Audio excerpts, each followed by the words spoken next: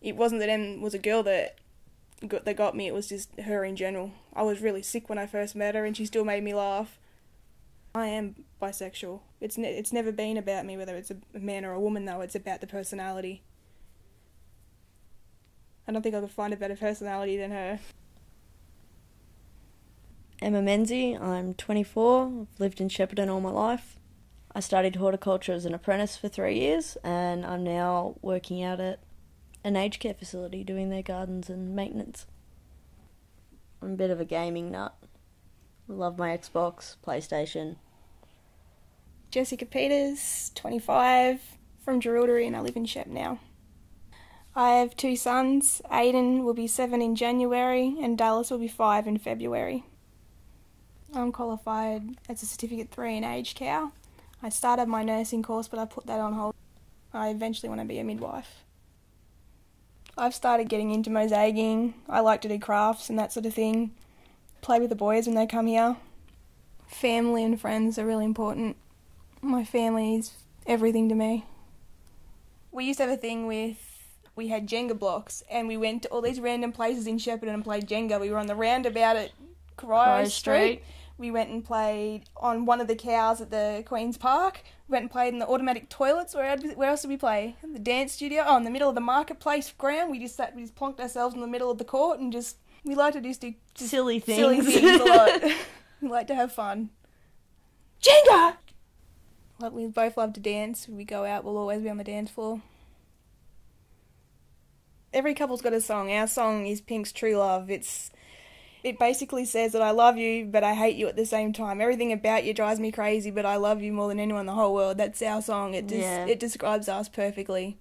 We're always arguing and bickering, but I love her more than anyone in the whole world. So it's that. As soon as we heard it, we decided that was our song. It just said everything. I felt really free going to the diversity group the other day. I've never felt so accepted straight away. I've never felt able to be so open and contribute, even though I didn't know anything and I sort of come in at the end of it. I didn't have to explain myself to anyone. Everyone just is understanding and great people. When I got home, I said I've never been so happy. The first time we actually did anything like this, we went to the festival the other weekend and we decided that, so we don't see much of our friends at the moment. Everyone sort of just died off a little bit and we decided we wanted to meet some new people, and I've started volunteering heaps with the AIDS store they're doing. It feels good to contribute when everyone is just so accepting. And to make a difference, I would make a group for every single town in the world like we have here, because it's something that everyone needs, so everyone can feel accepted and say there's someone just like them. No matter what you feel or how you are, there is always someone else that's the same. You just need to meet them. I've lived in a lot of different places throughout New South Wales, and this is my favourite place. This is the place where I've felt most comfortable. It's where, after I left the boys' dad, I escaped to here. Finally felt like I could start my life here, and living in Shepparton, they're a lot more accepting than they are from my hometown. I found that when everyone found out I was in a gay relationship, I lost quite a few friends, mainly from my hometown. Yeah, not everyone appears to be who they are, unfortunately. Jess had a really close friend who she grew up with. She got a message. Been out of contact for a while, and got back in contact. I got a message and he said, what, are you with a girl now? And I said, yeah. And he goes, is that her in your profile picture on Facebook? And I said, yeah. Oh, you've changed, you're not who I know. And I said, you tell me how I've changed. He goes, well, you're not the person that I remember. I feel sorry for your kids. I wish them all the luck because they're going to need it. And then he blocked me on Facebook and he wouldn't. That was really hard. That hurt a lot. I never thought in a million years that he'd be one of them homophobic people like that. My mum loves Emmi to death. She really took to Emmi really fast, which is good. My mum's never been homophobic or anything like that. She just hasn't had it around her, so it took her a while to wrap her head around it. When I first told her, I said, I'm with someone now, and I said, but it's a girl, how do you feel about that? And she said, as long as you're happy, you deserve to be happy after everything you've been through. As long as I've got my mum's support, my boys' support, Emmy's support, I don't need anyone else. The rest is just bonuses. I think I've been really lucky. I haven't really had anyone turn around and say they don't want anything to do with me anymore. I wonder if it's because I've got kids, whether it's like that. That's another thing I've always wondered, whether it's like when we go to pick them up on Fridays, and you see that no one will speak to us and we're always cast off to the side. I had a car accident about 2 years ago now. I got airlifted to Melbourne in a helicopter, and the kid's dad was looking after him, and because there was no custody agreement, he decided he wasn't going to give him back. Been fighting in court since then to get him back, and it just seems like there's one hurdle after the other. Like I said, it's been nearly 2 years going through this. Not having him here every day breaks my heart. I left the relationship with the boy's dad, one full of domestic violence. It took 5 years to get up the courage to leave. When I did, it took a few people to help me get out. It made me stronger though. He's always really rude to Emmy and me.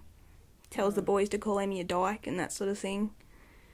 But now if he does or says the wrong thing, I tell him. Before I would never have dared say anything. I think a lot of people just really need to take a look at the bigger picture. There's a lot of things going on in the world. There's a lot more important things going on than whether two girls or two guys go get married. If they get married, they get married. Who cares? Everyone's created equal, and in 50 years' time, when we all look back at this, we're going to wonder what the big deal was. Why did all these people object to it?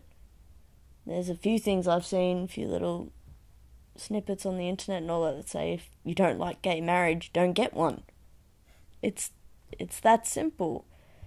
I mean, the bigger picture is, and this is something that I've been thinking a lot about, can look after and care, and I love those boys so much, but when it comes down to it, unfortunately, I don't really have any rights for them.